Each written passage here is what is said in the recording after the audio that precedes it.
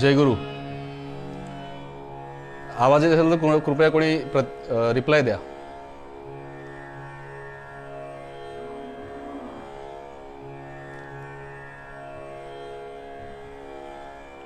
आवाज येत असेल तर कृपया कोणी रिप्लाय द्या. जय गुरु.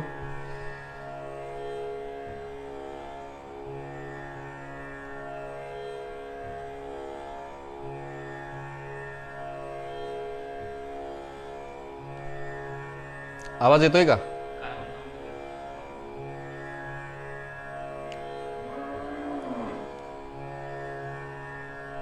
येतोय.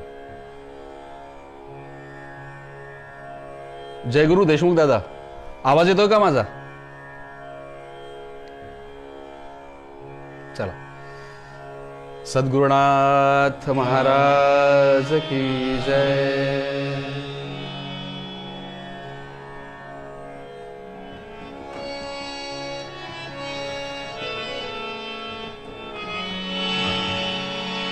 शांति अखंडित रहो, शांति अखंडित रहो, जगाचा भेद लयाला जाओ, जगाचा भेद लयाला जाओ, भेद लयाला जाओ. शांति अखंडित रहो, शांति अखंडित रहो, जगाचा भेद लयाला जाओ, जगाचा भेद लयाला जाओ.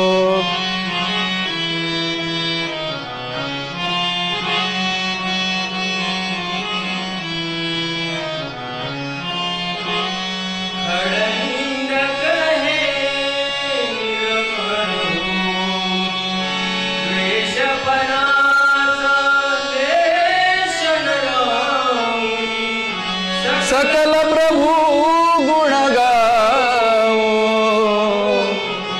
सकल प्रभु गुण गाओ, जगाचा भेद लयाला जाओ, जगाचा भेद लयाला जाओ.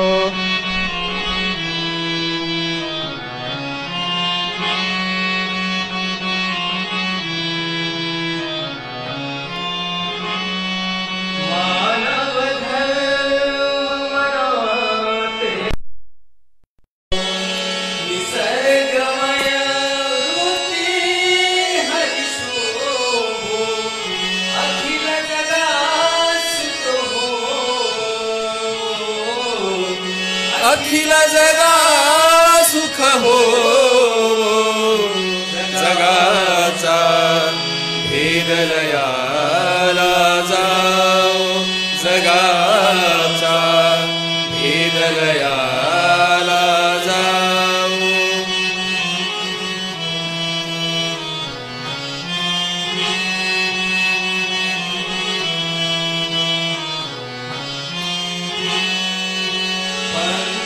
पंचमतांतर विलया जावे, तत्वज्ञान सर्वांतरी व्हावे, देव हाय एकची हो,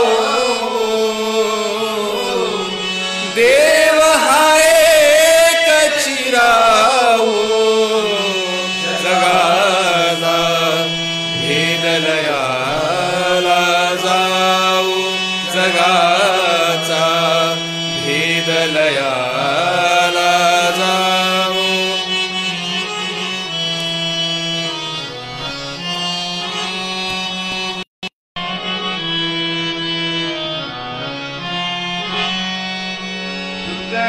गयादास मने ही आशा, पुरावी आमची जगदीशा पुरवावी आमची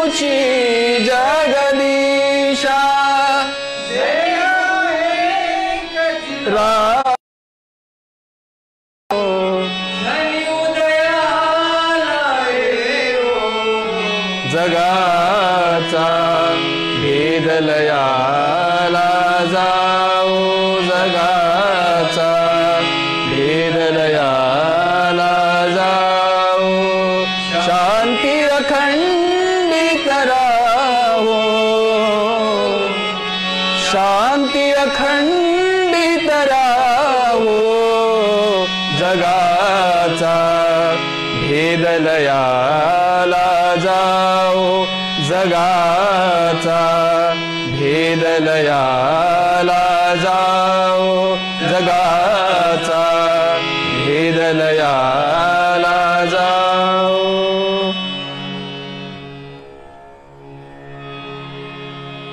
तानपुरा सद्गुरुनाथ महाराज की जय. गुरुर्ब्रह्मा गुरुर्विष्णु गुरुर्देवो महेश्वरः गुरुर्साक्षात् परब्रह्म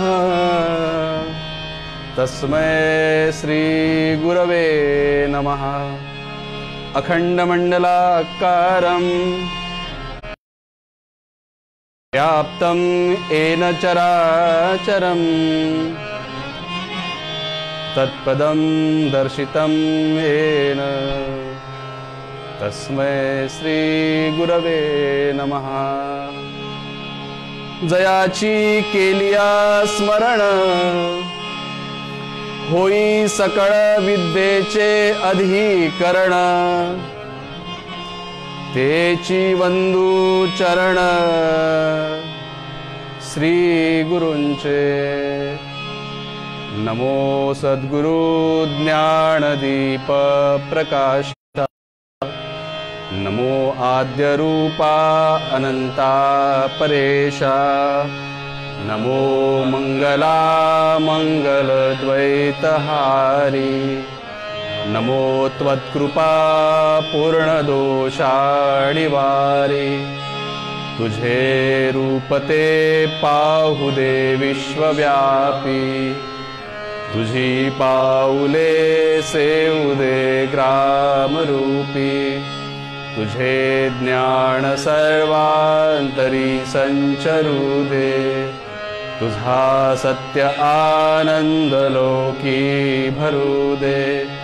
खरे नाम निष्काम ही ग्राम सेवा झटू सर्व भावे करू स्वर्ग गावा.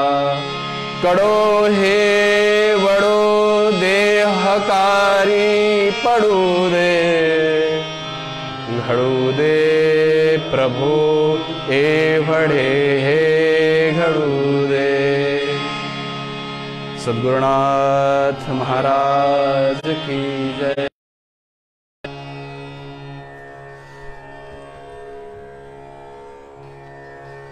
जरा बंद कर.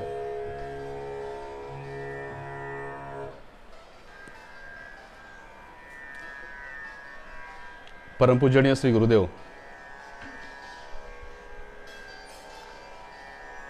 गुरुमाऊली वंदनीय राष्ट्रसंत श्री तुकोजी महाराज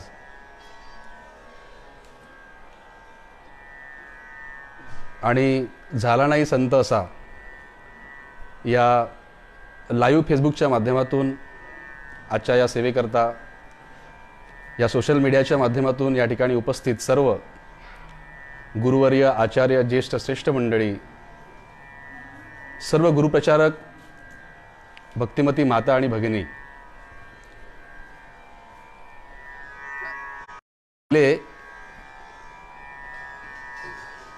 गेले काही दिवसापासून अखिल भारतीय श्री गुरुदेव सेवा मंडळ गुरुकुंज आश्रमच्या माध्यमातून या झाला नाही संत या पेजवर या प्रकारच्या लाईव्ह मार्गदर्शन प्रबोधन म्हणा किंवा प्रवचन म्हणा कीर्तनरूपी सेवेचा हा उपक्रम या ठिकाणी सुरू आहे. आणि मी सर्वप्रथम तर या संपूर्ण आयोजकांना आमचे अमोल भाऊ आहेत किंवा विवेक भाऊ हे संपूर्ण टीम जी आहे या टीमला मी फार मोठं अभिनंदन किंवा धन्यवाद या ठिकाणी देईल. याच्या मागचं कारण आहे आपण ते ऐकलं पाहिजे. संपूर्ण जग आज ज्या संकटाखाली वावरते ते वेगळं सांगण्याची आवश्यकता नाही आहे. परंतु या कोरोनाच्या निमित्ताने का होईना संपूर्ण जगाला निसर्गाने मानवाच्या मर्यादा काय आहेत या मर्यादा दाखवून देण्याचं काम या ठिकाणी केलं आहे. कोरोनामुळे आलेल्या संकटासाठी माझ्या संवेदना आहेत, ते दुःख आहेत. परंतु हे सगळं होत असताना मात्र एक गोष्ट आपल्याला नाकारता येत नाही की हे जे जग आहे भिन्न आहेत. अनेक संस्कृती, अनेक भाषा, अनेक समुदाय, अनेक आहार विहार आचार या अनेक पद्धती आहे. विभिन्न ह्या संस्कृती आपल्याला संपूर्ण देशामध्ये संपूर्ण जगामध्ये पाहायला मिळतात. अहो एखाद्या वेळ फ्रान्समध्ये काय चाललंय याचा आपल्या जीवनाशी काही संबंध आजपर्यंत राहिला नाही. एखाद्या वेळेस ऑस्ट्रेलियामध्ये काय चाललंय याचा कधी आपल्याला त्याशी संबंध आला नाही. एखाद्या वेळेस साऊथ आफ्रिकेमध्ये काय चाललंय याला मला काय चाललंय. परंतु आज या कोरोनाच्या निमित्ताने का होईना माझ्या मनात ऑस्ट्रेलियातल्या लोकांवर काय संकट येत आहे याच्याबद्दल सुद्धा कुठेतरी थोडीशी आपुलकी निर्माण होते. या कोरोनाच्या निमित्ताने का होईना संपूर्ण जग, संपूर्ण विश्व आज एका विचारात बांधल्या गेलाय. ते अंतर्मुख झालं. जे कायम बहिर्मुख होतं, जे कायम बाहेर पाहायचं, वर्चस्व, स्पर्धा, हेवा, मत्सर, दंभ या सगळ्या गोष्टीमध्ये जे सगळं जग गुंतलं होतं महाराज, ते जग आज एका ठिकाणी येऊन बसलाय. एखाद्या शेतकऱ्याने भुसभुशीत जागेवर, स्वच्छ जागेवर एखाद्या शेतकऱ्याने बियाण्यांची पेरणी करावी, त्याप्रमाणे संपूर्ण मन, जगाचं मन जेव्हा एक झालंय या विचारामध्ये, या अवस्थेमध्ये त्यांच्यात मानवतेचं बीज पेरण्याचं काम केवळ याच पेजवरून नाही तर मी आता अनेक फेसबुकवर अनेक ठिकाणी पाहतो की अनेक फेसबुकचे जे लाईव्ह पेजेस आहे हे सगळे पेजेस या प्रकारचं काम करत आहे. हा मानवतावादी विचार आज त्या अशा परिस्थितीमध्ये त्यांच्यामध्ये रुजवण्याचा प्रयत्न या ठिकाणी होतोय. राष्ट्रसंतांचा विचार हा मानवतावादीच आहे. केवळ राष्ट्रसंत तुकडोजी महाराजांचा विचार मानवतावादी असं म्हणण्यापेक्षा सकल संतांचा, संपूर्ण महापुरुषांचा विचार हा मानवतावादी विचार आहे. हा विचार या माध्यमातून त्यांच्यापर्यंत पोहोचवण्यात, त्यांच्यापर्यंत रुजवण्यात येतोय. यासाठी मी या आयोजकांना या ठिकाणी धन्यवाद, या ठिकाणी अभिनंदन त्यांना मी म्हटलेलं आहे. महाराज, आज समाजामध्ये जी परिस्थिती निर्माण झाली आहे, आजचा आपला विषय विश्वाची घरं भासुनी आणि आजचा विशेष दिवस म्हणजे भगवान बुद्धांची आज जयंती आहे. आज बुद्ध पौर्णिमा आहे. भगवान बुद्धांचा जन्म, बुद्धांना ज्ञानाची प्राप्ती आणि बुद्धांचं निर्वाण हे एकाच दिवशी झालं. तो दिवस म्हणजे आजचा बुद्ध पौर्णिमा. संपूर्ण जगाला समतेचा संदेश देणारा हा क्रांतिकारक असं म्हणेल. क्रांतिकारक आहे. त्यांनी क्रांती जरी शांतीने केली असेल, परंतु क्रांती याचा अर्थच समूळ बदल होतो. क्रांती म्हणजे ऑक्टोबर किंवा नोव्हेंबर महिन्यात एखाद्या वेळ तुकोजी महाराजांची पुण्यतिथी महोत्सव आला किंवा आषाढी एकादशीची वारी आली म्हणून डोक्यावर टोपी लावून 2-3 महिने तो भाव आपल्यामध्ये असणं, याला क्रांती म्हणता येणार नाही महाराज. हा तात्पुरता बदल झाला. परंतु क्रांती म्हणजे विलक्षण बदल, समूळ बदल. समतेचा हा बदल खऱ्या अर्थाने भगवान बुद्धांच्या रूपाने या पृथ्वीवर, या भूतलावर आला. म्हणून त्यांना मी क्रांतिकारक असं समजतो. या क्रांतिकारकाला मी शतशः अभिवादन करतो, त्यांना वंदन करतो. आज समाजामध्ये जी परिस्थिती निर्माण झाली, या संपूर्ण परिस्थिती मागची कारणं आम्ही शोधली पाहिजे महाराज. सगळ्या जगामध्ये आता आपण मॉडर्न जग आहे, आधुनिक आहे असं आम्ही म्हणतो, पण आधुनिक सभ्यता आता ही सभ्यता राहिली नाही. ती अनेक आजारांनी ग्रस्त झाली महाराज. आणि आता अशी सभ्यता जी आत्म्यास दृष्टीहीन करते, जी मनास दृष्टीहीन करते, जी सत्यास ग्रहण लावते, मनाच्या संवेदना बोथट करते, याच मानसिकतेमध्ये, याच परिस्थितीमध्ये जर मानव कायम राहिला तर कदाचित व्यक्ती आणि समाजाची जी मानसिकता निर्माण होईल, ती मानसिकता सर्वात आधी नैतिकतेचा बळी घेईल आणि त्यानंतर मानवतेचा सुद्धा बळी घेईल.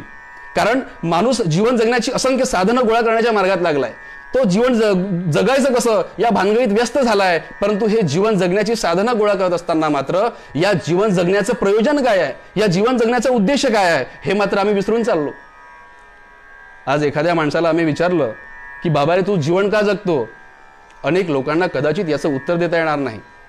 हो, आणि एखाद्याला विचारच आग्रहाने तर तो सांगेल की मला माझा वंश वाढवायचा आहे म्हणून मी जीवन जगतोय. कदाचित अनेक लोकांची उत्तर असतील. पण वंश वाढवणं, माफ करा, मी या पातळीवर जाऊन बोलेल की वंश वाढवणं हे पशूंचं काम आहे, हे जनावरांचं आहे, प्राण्यांचं काम आहे, हे माणसांचं नाही. आहार निद्रा भयमैथुन सर्व योनिशी समसमानं. माऊली ज्ञानेश्वर महाराज म्हणतात की ह्या सगळ्या मनुष्यामध्ये आणि माणसामध्ये सारख्या आहेत, मग माणसाचं वेगळे पण कशामध्ये आहे. म्हणून वंश वाढवणं याकरता माणसाला जगायचं नाहीये महाराज. हे बघा, या समाजामध्ये जी परिस्थिती निर्माण झाली, एक साधा सिद्धांत आहे महाराज, आपण जे पेरू की नाही तेच उगवणार आहे. एक दृष्टांत, एक लोककथा आहे. एका गावातला एक शेतकरी एका शेतीमध्ये बियाणं पेरून राहिला होता. गावाच्या बाहेर जाऊन बी जमिनीमध्ये शेतामध्ये पेरत होता. तितक्यात त्या गावातला त्याचा मित्र त्याच्याकडे आला आणि तो बोलला की त्याच्या जवळ आला शेतामध्ये आणि त्याला विचारलं, म्हणजे बाबा तू काय करतोयस? तर त्या शेतकऱ्याने त्याच्या मित्राला उत्तर दिलं की मी जमिनीमध्ये बीज पेरतोय, मी बियाणं लावतोय.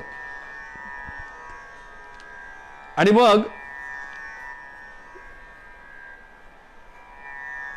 बियाणं पेरतोय. त्याने विचारलं की तू काय पेरतोय? तेव्हा त्या शेतकऱ्याने मात्र हे सांगण्यास त्याला नकार दिला. त्याला म्हटलं की मी तुला काही सांगणार नाही मी काय पेरतोय. त्याच्या मित्राने त्याला स्मितहास्य केलं आणि उत्तर दिलं की म्हणे ठीक आहे बाबा, तू काय पेरतोय हे तुला नाही सांगायचं, काही हरकत नाही, पण 5 दिवसांनी 4-5 दिवसांनी नंतर जेव्हा या ठिकाणी पाणी पडणार आहे, हे पाणी पडल्यानंतर या जमिनीतून जे बिजा जे रोप लागणार आहे ते रोप मात्र मला सांगतील की तू काय पेरलंय. केवळ मला नाही, संपूर्ण जगाला सांगतील की तू नेमकं काय पेरलंय. हा सृष्टीचा सिद्धांत आहे महाराज. आम्ही जे पेरू की नाही तेच उगवणार आहे. तुकोजी महाराजांचं एक पत्र आहे, राजसंतांची पत्रामध्ये तो लेख आलाय. महाराज म्हणतात की प्रिय मित्र, पत्र मिळाले. आपण विचारले की आता दिवसेंदिवस परिस्थिती कशी येणार आहे काही कळत नाही. राजसंत समोर म्हणतात की याचं उत्तर असं आहे की परिस्थिती आपण जशी आणू, आपण वागू तशीच येणार आहे. ही काही देवाची देणगी नाही, हे व्यक्तीच्या आणि समाजाच्या कर्तव्याचे मूळ आहे. उत्तम कराल तर उत्तम मिळेल आणि जर वाईट कराल तर वाईट मिळेल. किंवा संतांचे आणि ग्रंथांचे हे म्हणणे यात देव काय करेल. राजसंतांनी फार सुंदर, फार मोठा उपदेश या ठिकाणी या सगळ्या पत्राच्या माध्यमातून आम्हाला दिलेला आहे. कारण वर्चस्वाच्या, अहंकाराच्या भानगडीमध्ये, अहंकाराच्या लालसेने एकमेकाचा अहंकार आज इतका मोठा फुगून गेलाय की आमच्या हृदयाची दारं आणि खिडकी बंद केली आहे महाराज. आणि त्या भगवंताला त्या डोकवण्याकरता जागा सुद्धा नाही आहे. राजसंतांच्या ठिकाणी एका सेवकाने राजसंतांना प्रश्न विचारला. राजसंत ते म्हणतात की महाराज जी, आप तो कहते हैं कि अगर चींटी के पैरों में घुंघरू बांध दिया तो वो घुंघरू का आवाज भी भगवान सुन सकते हैं. तो अभी समाज में इस प्रकार की परिस्थिति निर्माण हो गई है, तो आपका भगवान कुछ सुनता क्यों नहीं. फार सुंदर या ठिकाणी प्रश्न विचारला महाराजांना. महाराजांनी स्मितहास्य केलं आणि महाराज त्यांना उत्तर देत आहेत कि मैं ये मानता हूं कि मेरा भगवान चींटी के पैर में घुंघरू बांधने के उसका आवाज भी सुन सकता है, लेकिन आपको ये भी बात समझनी है कि जैसे मेरा भगवान आपके चींटी के घुंघरू का आवाज सुन सकता है, वैसे मेरे भगवान की ये भी अपेक्षा है कि मेरा मैं क्या कह रहा हूं वो आप भी सुने. आपण नेहमी भगवंताकडून अपेक्षा करतो, पण त्या भगवंताला नेमकं माणसाकडून काय म्हणायचं आहे हे सुद्धा आपण याचा कधी विचार करत नाही महाराज. माणसाला जो अहंकार झाला आहे, मुळात माणूस हा लाचार आहे. याला प्रमाण आहे. माणूस हा पशु समान आहे किंवा पशुपेक्षाही लाचार आहे, मी असं म्हणतो. महाराज ग्रामगीतेमध्ये फार सुंदर म्हणतात की मानव पशु योनीतून आला, म्हणजे स्पष्ट झालं की मानव हा पशु आहे. मुळात माणसाच्या जीवनाचा जो प्रवास आहे की नाही, हा प्रवास पशुत्व, मनुष्यत्व आणि देवत्व असा प्रवास आहे. हा तीनही जे स्थान आहे माणसाला मिळवायचे आहेत महाराज. परंतु माणूस जन्मतः हा लाचार आहे, हा पशुपेक्षाही लाचार आहे, हे मात्र नक्की आहे. एक साधं उदाहरण मी तुम्हाला सांगेल. घार जी असते, घार आकाशामध्ये खूप उंच उडते महाराज, इतकी उंच उडते. आणि ते जेव्हा ते जे आकाशामध्ये उडते ते स्वतंत्र असते. माणसाने कितीही प्रयत्न केला तरी त्याला घारीसारखं कधी उडता येणार नाही. त्याच्या मनात जर आलं की आपण घारीसारखं उडलो पाहिजे म्हणून, तर कमीत कमी त्याला सुरुवातीला काहीतरी साधनांचा वापर करून त्याला उंच उडावं लागेल. त्याहीपेक्षा एक साधं उदाहरण का हरिण आहे. हरिण ज्या वेगाने पळू शकते महाराज, त्या वेगाने माणूस पळू शकत नाही. किंवा एखाद्या मासोळीला पाण्यामधून ज्या सहजतेने ते पाण्यातील ऑक्सिजन घेऊ शकते, तसाच जर ऑक्सिजन घ्यायचा असेल तर माणसाला प्रयोगशाळेतल्या रसायनांचा, नळ्यांचा वापर करून त्यातला ऑक्सिजन काढून घ्यावा लागेल. त्याच्यापेक्षा सोपं उदाहरण मी अजून तुम्हाला सांगतो की आमच्या घरी, सगळ्यांच्या घरी गाय असते. ती गाय जेव्हा आपल्या वासराला पिलाला जन्म देते, तेव्हा ते पिल्लू पहिल्या तासाला कसं बसं उठण्याचा प्रयत्न करते, दुसऱ्या तासाला धावायला लागते, तिसऱ्या तासाला हमरायला लागते आणि चौथ्या तासाला गाईचं दूध प्यायला लागते. या सगळ्या दृष्टांतातून आपल्याला एक गोष्ट लक्षात येईल की माणूस मूळतः त्या पशुपेक्षाही किती लाचार आहे. मग असं असताना सुद्धा त्याला नराचा नारायण होणे असं राष्ट्रसंत का म्हणतात की मग तो हा सर्वश्रेष्ठ सुप्रीम कसा काय आहे या पूर्ण सृष्टीमध्ये. हे सांगताना राष्ट्रसंत तुकडोजी महाराज समोर म्हणतात की याकरिता संस्कार देऊनी सावरला क्रमाक्रमाने, म्हणजे त्याला काही कशाच्या तरी माध्यमातून त्याला सुप्रीम बनवण्याचा प्रयत्न या ठिकाणी झाला आहे. लक्षात घ्या. मग मानव जेव्हा या परिस्थितीमध्ये आहे तेव्हा तो आपल्याला प्राप्त साधनामधून त्यांनी प्रगतीच्या सोबतच अहंकार सोबत वाढवल्यामुळे समाजात ज्या परिस्थिती निर्माण झाली आहे, महाराज राष्ट्रसंत तुकडोजी महाराज एकदा एका भाषणामध्ये फार सुंदर सांगितलं. राष्ट्रसंत म्हणतात की या जगात जी दुःख आहेत त्या दुःखाची निर्मिती ही मानवनिर्मित अधिक आहेत. हे बघा, माणसाच्या जीवनामध्ये दुःख कॉन्स्टंट आहे, ते आहेच. माणसाचं जीवन दुःखाशिवाय नाही. नवे नवे मी याही समोर जाऊन म्हणेल की मानवी जीवन हे दुःखमयच आहे. हो, तुकोबा म्हणतात जन्माचे ते मूळ पाहिले शोधून दुःखाशी कारण जन्म घेणे. मग तुमच्या मनात हा प्रश्न आला असेल की बऱ्याचदा मग आमच्या जीवनात तर आम्ही सुखी असतो, मग त्याचं काय. ज्या वेळेस आम्ही जीवनात सुखी असतो मला असं वाटते त्यावेळेस केवळ सुखाचं आधिक्य असतं म्हणून दुःखाचं विस्मरण होतं. महाराज एक साधं उदाहरण आहे. आता मी या ठिकाणी बसून तुमच्याशी बोलतोय. तुम्ही कदाचित ज्या ठिकाणी बसून आहात त्या ठिकाणी सूर्यप्रकाश असेल, ऊन असेल. या ठिकाणी मी जिथे आहोत भद्रावतीला सावली आहे.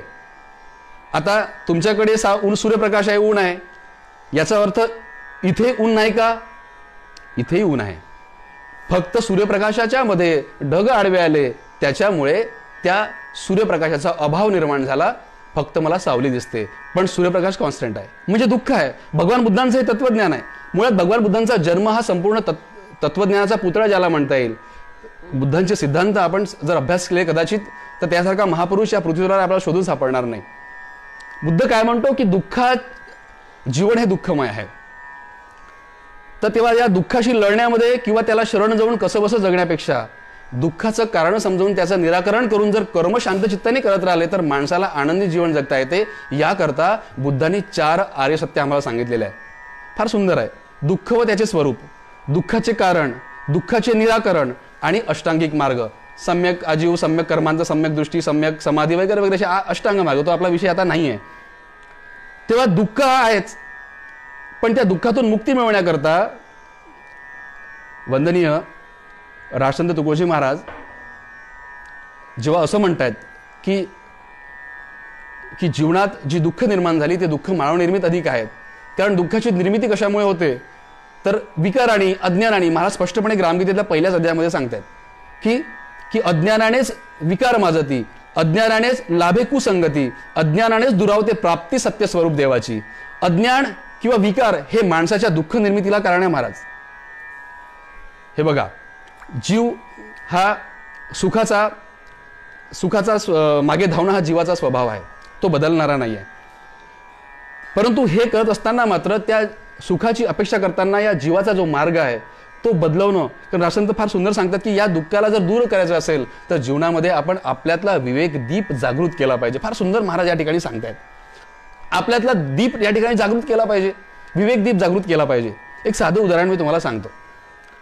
फार छोटीशी एक लोककथा आहे, कदाचित फार जुनी आहे, बऱ्याच लोकांनी ती ऐकली असेल. ही तेव्हाची ही कथा आहे की ज्यावेळेस प्रकाशाचा शोध लागला नाही. तर या प्रकाशाचा शोध जेव्हा लागला नव्हता तेव्हाची ही कथा आहे. त्या गावात संपूर्ण अंधार आहे. संध्याकाळ झाली की तो अंधार पडायचा, पण तो अंधार काही अनेक वर्षापासून संपत नव्हता. मग त्या गावातल्या हुशार लोकांनी मीटिंग घेतली. गावाच्या मध्ये सगळेजण आले आणि म्हटलं की अरे बाबा काय करायचं, गेल्या कित्येक दिवस हा अंधार संपत नाही, आता हा अंधार आपण संपवला पाहिजे, काहीतरी केलं पाहिजे. सगळ्यांना कल्पना पटली, पण करायचं का याच्याबद्दल सगळे साशंक होते. तेव्हा त्यातल्या एका हुशार तरुण पोराने समोर आला आणि तो म्हणे मला एक आयडिया आहे. बाकीच्यांनी विचारलं की बाबा काय आयडिया आहे तुला, काय कल्पना आहे. तेव्हा त्यांनी सांगितलं, आपण एक काम करू म्हणे, दररोज संध्याकाळ झाली की सगळ्यांनी आपापल्या घरचे घमेले घेऊन यायचे, घमेले आणि पावडे, आणि सगळ्यांनी त्या घमेल्यामध्ये अंधार भरायचा आणि गावाच्या बाहेर नेऊन फेकायचा एका खड्ड्यामध्ये. बाकी लोकांनी पटापट माना हरवल्या. सगळ्यांना आनंद वाटलं की अरे वा, चांगली कल्पना आहे, याच्यामुळे तर आपण लवकर आपल्या गावातला अंधार संपवू शकतो.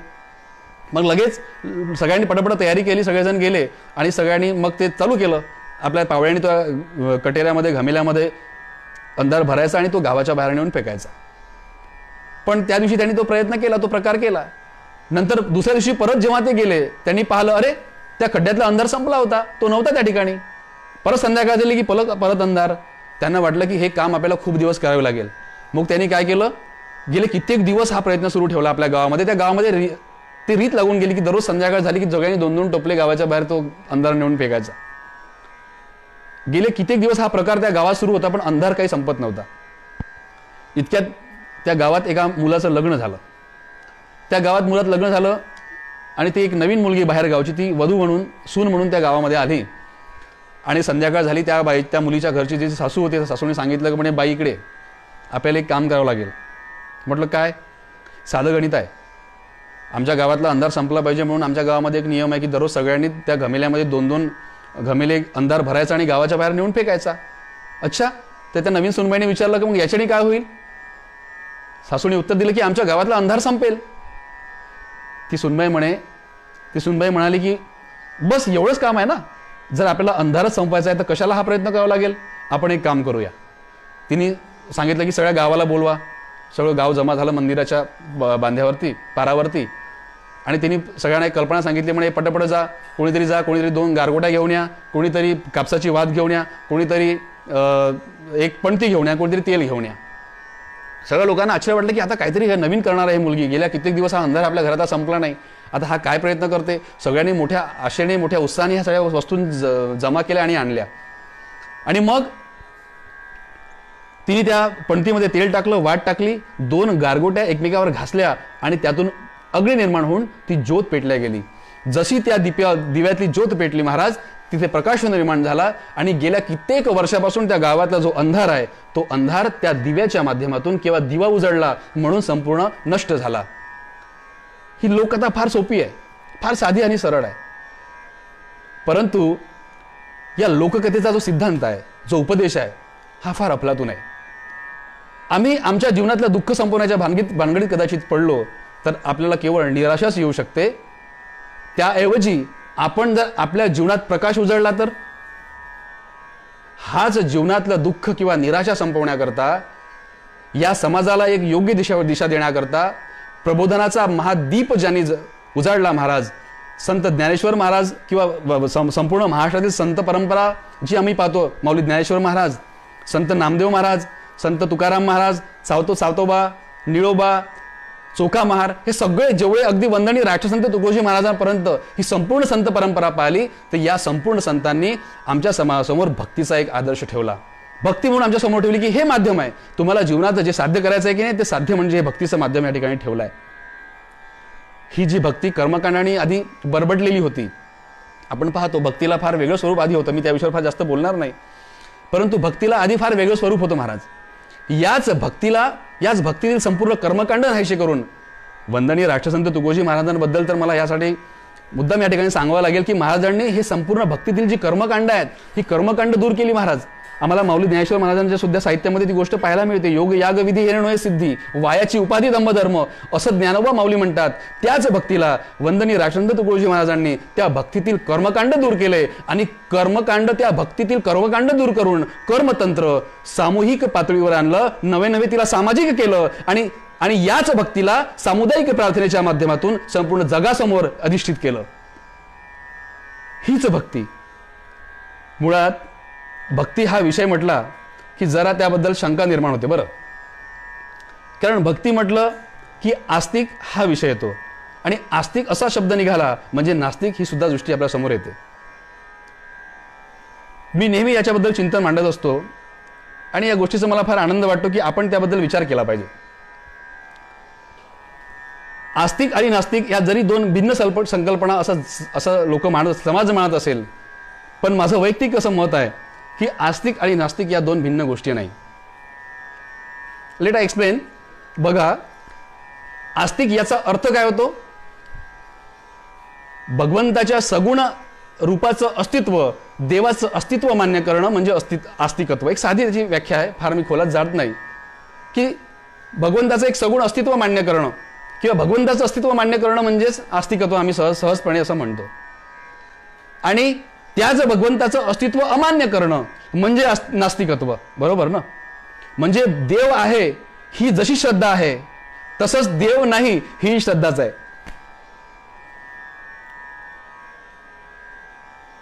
जसा देव आहे ही श्रद्धा आहे तसंच देव नाही ही श्रद्धाच आहे. भक्तीमध्ये श्रद्धा जास्त महत्वाची आहे, विश्वास जास्त महत्वाचा आहे. जो देव मध्ययुगीन कालखंडामध्ये आमच्याकरता निर्बलता, असहाय्यता असा निर्माण करणारा आहे, असा विचार समाजात पेरला गेला महाराज, त्याच देवाला वंदनीय राष्ट्रसंत तुकोजी महाराजांचं विशेषत्व कशामध्ये आहे हे आम्ही लक्षात घेतलं पाहिजे. त्याच देवाला वंदनीय राष्ट्रसंत तुकोजी महाराजांनी कर्तव्यावर आरूढ केलं. देव म्हणजे कर्तव्यशूर, त्यालाच न्यायनीतीचे माहेर असं म्हटलंय. नीती हाच की नाही? भगवान बुद्धांनी देवाच्या ऐवजी सदाचार मान्य केला. बरोबर की नाही? म्हणजे नीतीला सुद्धा देवाला सुद्धा देवाच्या ठिकाणी राष्ट्रसंतांना सुद्धा नीतीचं स्थान दिलं. न्यायनीतीचे माहेर असं राष्ट्रसंत या ठिकाणी म्हणतात. अतिमानव, मानवाचा आदर्श गौरव म्हणजे देव ही संकल्पना खऱ्या अर्थाने समाजामध्ये पचेल, रुचेल या पद्धतीने राष्ट्रसंतांनी आपल्यासमोर प्रस्तुत केली. तसंही महाराज एक लरकी बरखेमध्ये म्हणतात की किंमत नहीं है द्रव्य में, नहीं जान में या बलवान में या जान में, किंमत नहीं इंसान में या मान में सम्मान में, लगती है किंमत ज्ञान से, सत ध्यान से, निर्वाण से. काय शब्द आहेत महाराजांचे? लगती है किंमत ज्ञान से, सत ध्यान से, निर्वाण से, आचार से, सुविचार से, या नीति के व्यवहार से. किती मोठं व्यापकत्व आहे महाराजांच्या विचारामध्ये. महाराज कदाचित आस्तिक आणि नास्तिक हा जो शब्द आहे, संदीप खरे नावाचे फार मोठे कवी आहे, त्यांची एक कविता आहे. कदाचित हे आस्तिक आणि नास्तिकत्व, एक माझं वैयक्तिक मत आहे की आस्तिक आणि नास्तिक मला वेगळं वाटतच नाही कधी, कारण दोघांच्या ठिकाणी श्रद्धा आहेत. संदीप खरेंची एक कविता मी या ठिकाणी मुद्दाम वाचून दाखवेल, आपण ते नीट ऐकावी, म्हणजे आपल्याला कदाचित ही जी माझी संकल्पना आहे, हे जे माझे चिंतन आहे, आपल्याला अधिक योग्यतेने म्हणजे अधिक सविस्तर समजेल. तो म्हणतो, एक खराखुरा नास्तिक जेव्हा देवळाबाहेर थांबतो, एक खराखुरा नास्तिक जेव्हा देवळाबाहेर थांबतो तेव्हा खरं तर गाभाऱ्यातच भर पडत असते. कोणीतरी आपापल्या पुरता का सत्याशी का होईना, कोणीतरी आपापल्या पुरत्या सत्याशी का होईना, परंतु प्रामाणिकपणे चिटकून राहिलेल्या पुण्याशी एक खराखुरा नास्तिक जेव्हा देवळाबाहेर थांबतो, एक खराखुरा नास्तिक जेव्हा देवळाबाहेर थांबतो तेव्हा कोऱ्या नजरेने पाहत राहतो सभोवतालच्या हालचाली, भाविकांच्या जत्रा. कोणीतरी स्वतःचेच ओझे स्वतःच्याच पायावर सांभाळत असल्याचे समाधान लाभते देवालाच. एक खराखुरा नास्तिक. आणि म्हणून तर एक खराखुरा नास्तिक जेव्हा देवळाबाहेर थांबतो तेव्हा देवाला कदाचित एक भक्त कमी मिळत असेल, पण मिळते अखंड समाधान एक सहकारी लाभल्याचं. सहकारी या शब्दामध्ये किती व्यापकता महाराज. म्हणून देवळाबाहेर थांबलेला एक खराखुरा नास्तिक कंटाळलेल्या देवाला मोठ्या मिन्नतवारीने परत पाठवतो देवळात. तेव्हा कुठे अनंत वर्षे आपण घेऊ शकतो दर्शन आस्तिकत्वाच्या भरजरी शालीत गुदमरलेल्या देवाचे. एक खराखुरा नास्तिक जेव्हा देवळाबाहेर थांबतो. संदीप खरेंची ही कविता आम्हाला अंतर्मुख करायला लावणारी आहे महाराज. आणि म्हणून मला वाटते की भक्तीचा हा संबंध जो आहे हा विश्वासाशी आहे, एकरूपतेशी आहे. मग तो स्वतःशीच का होईना. अहो, स्वतःशीच तुटून एक चिंतन या ठिकाणी मी मांडतो. स्वतःशीच तुटून स्वतःलाच मिळण्याचं ध्येय म्हणजे भक्ती आहे महाराज. याच्यापेक्षा वेळ काय सांगायचं. संत कबीरदास महाराजांचं फार सुंदर वचन आहे. कबीरदास महाराज म्हणतात कि जब हरि था तब मैं नहीं, जब हरि था तब मैं नहीं, अब मैं हूं लेकिन हरि नहीं. इतकं व्यापक, इतकं एकत्व महाराज, एकरूपता जी आहे. यह दिव्य दिखाया है जिसने, वह है गुरुदेव की पूर्ण दया. तुकड्या कहे कोई न और दिखा, बस तू और मैं सब एक ही है. हे हे हे हे त्याच्यातलं आणि माझ्यातलं अद्वैतपण जे आहे यालाच तर भक्ती म्हणायचं. भक्ती यासाठीच आहे की नाही. सगुणापासून निर्गुणापर्यंत जाण्याचा जो मार्ग आहे तो भक्ती आहे महाराज. या ठिकाणी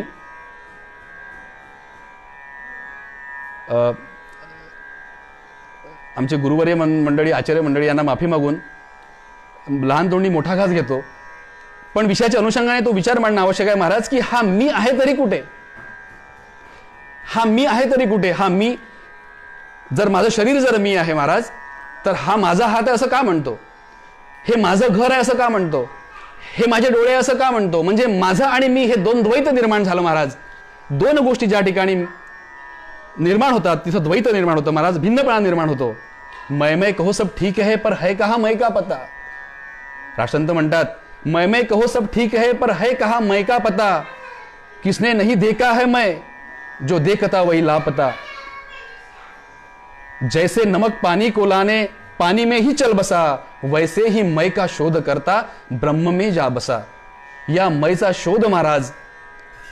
आणि म्हणून हे अद्वैतपण जाणणं, द्वैत, या द्वैताला दूर करण्याचं काम भक्ती खऱ्या अर्थाने करत असते महाराज. मग हे द्वंद्वपण जाणणं, हे अद्वैतपण जाणणं म्हणजे स्वरूपाला प्राप्त होणं. आणि मग मीच आहे सकळाच कारण, माझ्याच आत्म्याचे विशालपण, ओळखी होता कळले पूर्ण अद्वैतपण सर्वांचे. महाराज फार सुंदर सांगतात महाराज. आणि हा संतांचा अद्वैताचा सिद्धांत आणि हा साधू संतांनी सांगितलेला अद्वैताचा उपदेश सिद्धांत, हाच आम्हाला हे विश्वची घर बासुनी ही प्रवृत्ती आमच्यामध्ये निर्माण करण्यास प्रवृत्त करते महाराज. आणि मग आम्हाला हे आमचं विश्व संपूर्ण घर वाटायला लागतं. आणि जेव्हा आमची ही वृत्ती निर्माण होते तेव्हा आमच्या मुखातून शब्द निघतात, हे विश्वची माझे घर, ऐसी मती जयाची सुंदर. हो, ही भावना निर्माण होत असते. आणि म्हणून ही भक्तीचं माध्यम आमच्या समोर साधू संतांनी ठेवलं, की हे विश्व म्हणजे एक कुटुंब आहे, ही भावना आमच्यामध्ये निर्माण झाली पाहिजे. वंदनीय राष्ट्रसंत तुकडोजी महाराजांनी माणसाला हळूहळू व्यापकतेकडे नेलाय. म्हणजे व्यष्टी, समेष्टी आणि परमेष्टी ही जी क्लिष्ट संकल्पना आहे, राष्ट्रसंतांच्या वाङ्मयाचं ते वैशिष्ट्य आहे. महाराजांनी क्लिष्ट विषय फार सोपी करून सांगितले महाराज. व्यष्टी, समेष्टी आणि परमेष्टी ही जी क्लिष्ट संकल्पना आहे, राष्ट्रसंतांनी ही संकल्पना अगदी साधी आणि सोपी करून सांगितली आहे महाराज. ते फार सोपी सांगतात. एक साधं गणित आहे. इथल्या मानव मात्राने प्रथम सामान्य मनुष्य व्हावे, नंतर हे सामान्यत्व सांभाळून भारतीय माणूस व्हावे आणि आपले भारतीयत्व सांभाळीत विश्वसमिष्टीचा नागरिक व्हावं. वंदनीय राष्ट्रसंत तुकडोजी महाराजांचं प्रबोधन हे याच दिशेने जाणार आहे. फार सोपी आहे महाराज. महाराज म्हणतात ग्रामगीतेमध्ये, प्रथम पाया मानवी वर्तन यास करावे उत्तम जतन, गाव करावे आदर्श पूर्ण उत्तम चित्र विश्वाचे, विश्व ओळखावे आपणावरून, आपणची विश्व घटक जाणं, व्यक्तीपासून कुटुंब निर्माण, कुटुंबापुढे समाज आपला, समाजापुढे ग्राम आहे, ग्रामापुढे देश राहे, देश मिळवणी ब्रह्मांड होय गती गतीने जवळचं. राष्ट्रसंतांनी ही व्यापकता सांगताना, ह्या सोपानं सांगताना या संकल्पनेला धर्माशी जोडलं. या ठिकाणी धर्म याचा अर्थ हिंदू, मुस्लिम, ख्रिश्चन, इसाई किंवा बौद्ध किंवा शीख असा नाही. या ठिकाणी धर्म म्हणजे धारणा, ज्यातून मानवाचं पोषण होईल, ज्यातून समाजाचं पोषण होईल, ज्यातून कुटुंबाचं पोषण होईल, ज्यातून ग्रामाचं पोषण होईल, ज्यातून देशाचं पोषण होईल, ज्यातून राष्ट्राचं पोषण होईल, ज्यातून संपूर्ण विश्वाचं पोषण होईल. या सोपानांना महाराजांनी धर्म जोडला. मग तोच व्यक्ती धर्म झाला, मग तोच कुटुंब धर्म झाला, मग तोच समाज धर्म झाला, मग तोच ग्राम धर्म झाला, मग तोच देश धर्म झाला महाराज, तोच राष्ट्र धर्म झाला, तोच विश्व धर्म झाला. आणि अशा संकल्पनेतून जाता जाता ही सोपान अगदी सरळ जाऊन माणसाला मानव धर्मापर्यंत पोहोचवणारी आहे. राष्ट्रसंतांनी फार मोठा विचार या ठिकाणी आम्हाला दिलेला आहे. हो, योगी अरविंदांनी मानवी जाणीवेची उत्क्रांती म्हणून त्यांचा एक सिद्धांत आहे. ते सुद्धा असंच म्हणतात की व्यक्तीपासून सुरू होऊन मानवाची जाणीव ही विकसित होत जाते महाराज. आणि म्हणून राष्ट्रसंत तुकडोजी महाराजांनी हा भाव आमच्यामध्ये निर्माण करण्याकरता, हा भाव आमच्यामध्ये निर्माण करण्याकरता सामुदायिक प्रार्थनेचे साधन आमच्यासमोर त्यांनी ठेवलं. मुळात साधू संतांच्या विचारामध्ये, उपदेशामध्ये एक गोष्ट आम्हाला कायम लक्षात येते महाराज. साधू संतांनी कायम आम्हाला वैश्विकतेचा सल्ला दिला. मुळात संत म्हणजे काय हा आपण विचार थोडासा या विषयाच्या अनुषंगाने घेतला पाहिजे असं मला वाटतं. संत हा विशिष्ट भगवान बुद्धांनी पण त्यांच्या तत्वामध्ये सांगितलेलं आहे की नमो तस्य भगवतो अरहतो सम्मा संबुद्धस्य बुद्धम शरणम गच्छामी धम्मम शरणम गच्छामी संगम शरणम गच्छामी. या ठिकाणी भगवान बुद्ध म्हणतायत की बुद्धाला शरण जा.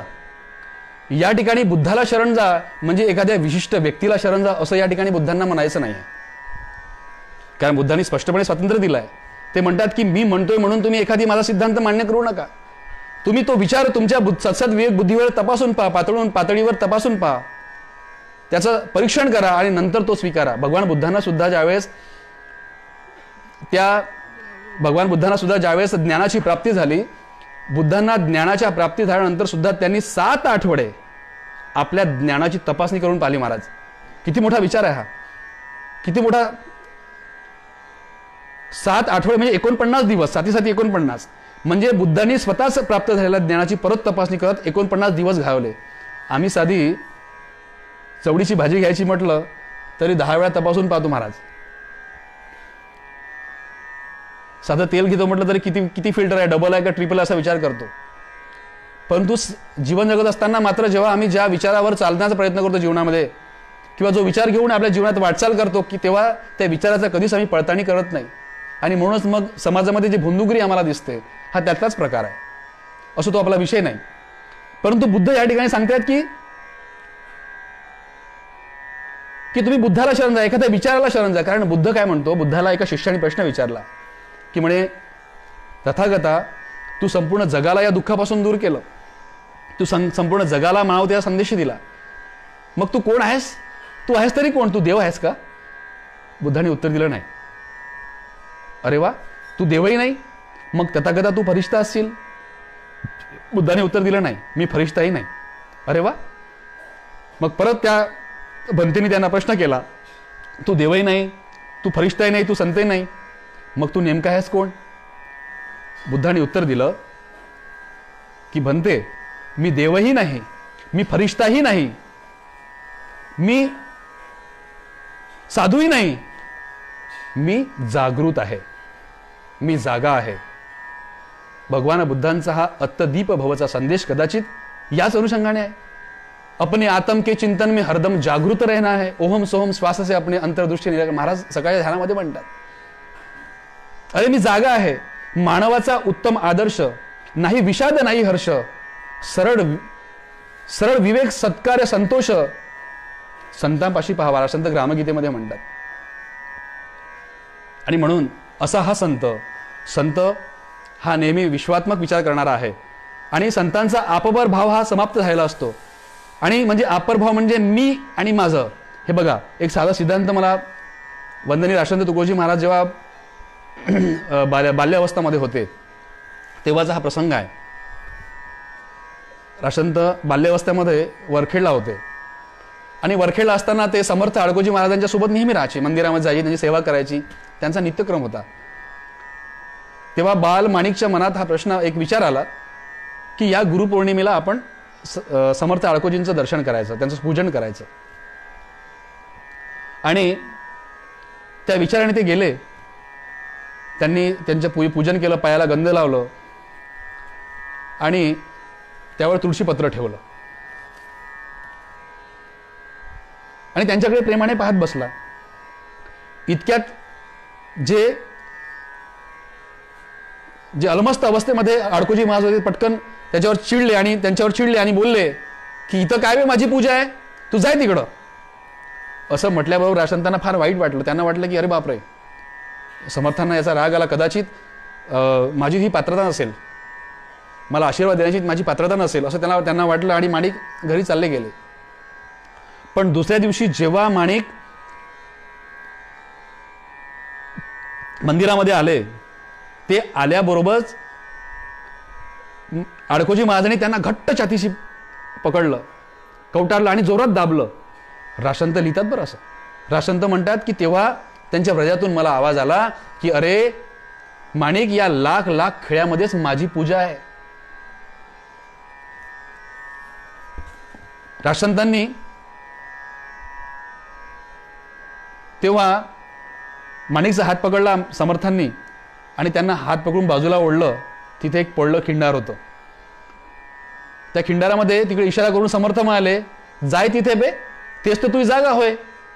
राष्ट्रसंत फार सुंदर लिहितात. ते म्हणतात की कुछ दिनों के बाद मेरे समझ में ये बात आई. म्हणजे महाराज जेव्हा खऱ्या अर्थाने समाजामध्ये काम करायला निघाले तेव्हा राष्ट्रसंत लिहितात की कुछ दिनों के बाद मेरे समझ में ये बात आई कि उन्होंने जनता में मेरे कान नहीं फूके, उन्होंने जनता के लिए मेरे कान फूके.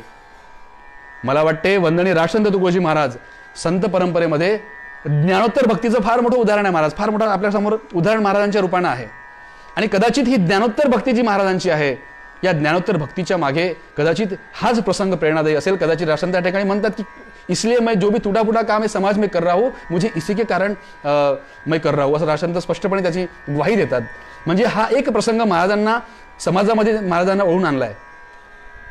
आणि म्हणून हे संत जे असतात हे नेहमी व्यापक विचाराचे असतात. व्यापक त्यांना आपण एका विशिष्ट बघा, अनेक संतांना आपण समुदायापुरतं बांधून घेतलं महाराज.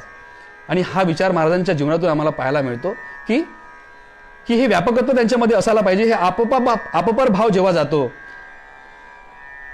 हा तुझा आणि माझापणा जेव्हा जातो, तेव्हाच त्यांच्या मुखातून शब्द निघतो महाराज की हे विश्वची माझे घर, ऐसी मती जयाची सुंदर, हो, आणि अवघाची संसार व्हावा सुखी, मंगलता निघो सर्वमुखी, खळ दुर्जनांची ही दृष्टीनिकी व्हावी सर्वता. संतांच्या माध्यमातून हा विचार खऱ्या अर्थाने हे विश्वात्मक दृष्टी आमच्यामध्ये यायला पाहिजे. कारण आता समाजात तशी परिस्थिती निर्माण झाली आहे. माणूस माणसाचा शत्रू बनलाय. मला सुद्धा म्हणतात की नाही मानव ही मानव का मित्र बने. आणि म्हणून अशी ही भक्ती, आत्मता एवदम सर्व, हे सर्व विश्व आत्मरूप असून दृश्यमान भेद हा नाममात्र आहे, ही संतांची अनुभूती युक्त अभेद भावना त्यांच्या संपूर्ण शिकवणुकीच्या कार्याच्या मुळाशी आहे महाराज. एको देव सर्व भूतेषु, हो, असं या ठिकाणी सुद्धा संत म्हणतात की गुढा, याप्रमाणे वेगवेगळ्या वस्तूमध्ये हे परमात्मा रूप जे दडलेलं आहे, हे परमात्मा रूप अनुभवणारे संत सुद्धा या विश्वाला भिन्नपणाने पाहू शकत नाही महाराज.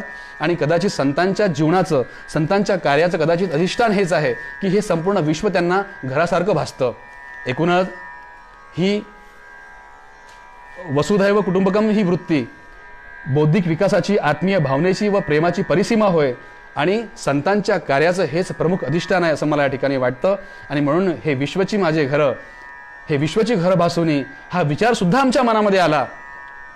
हा एक विचार,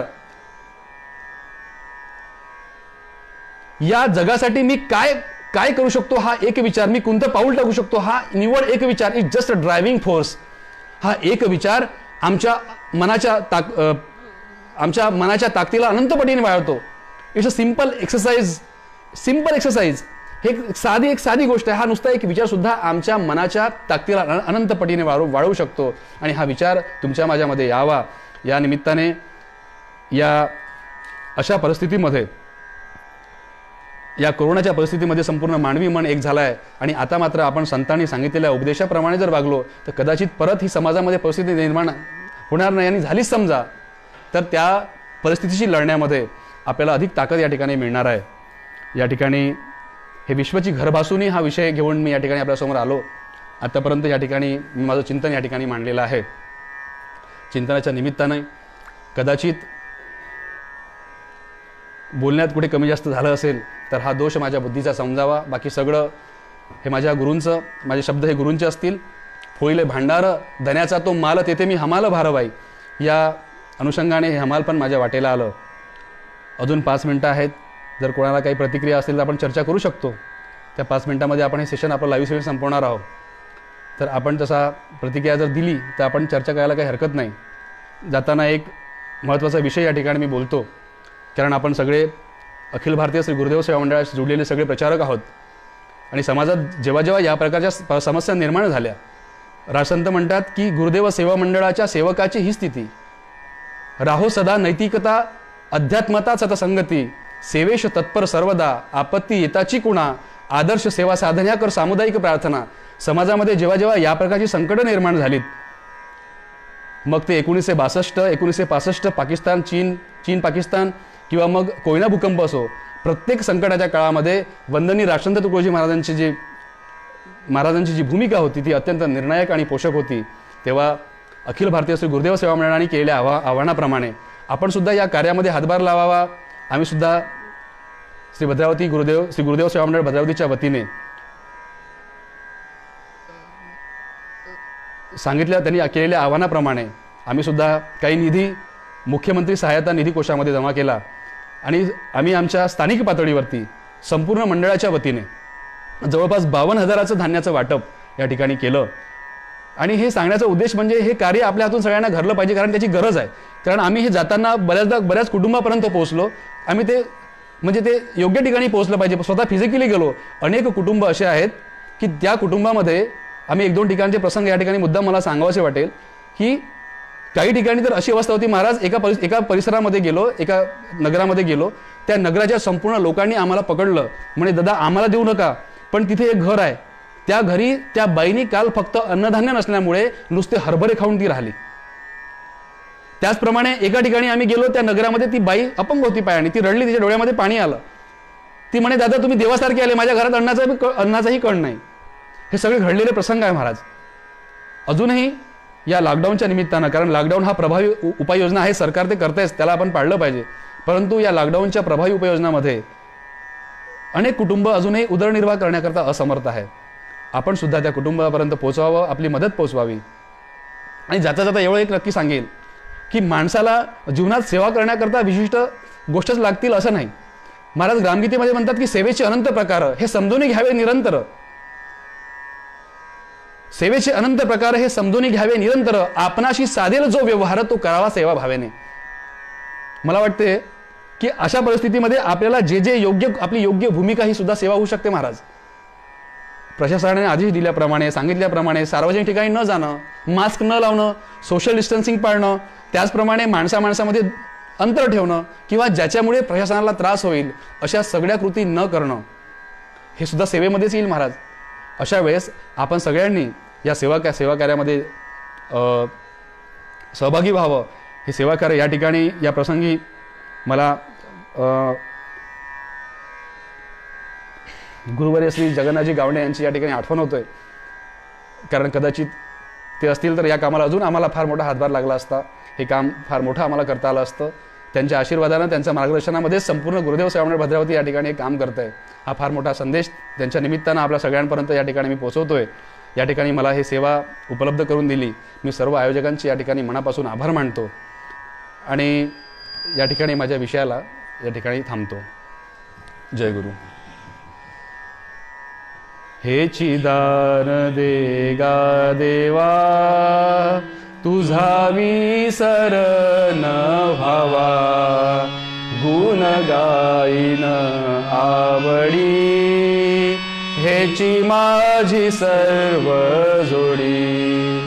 न लगे मुक्ती आणि संपदा, संत संग देई सदा, तुका म्हणे गर्भवाशी, सुख घालावे आमाशी, गुण गाईन आवडी, हेची माझी सर्व जोडी. गुण गाईन आवडी, हेची माझी सर्व जोडी. धन्यवाद. जय गुरु.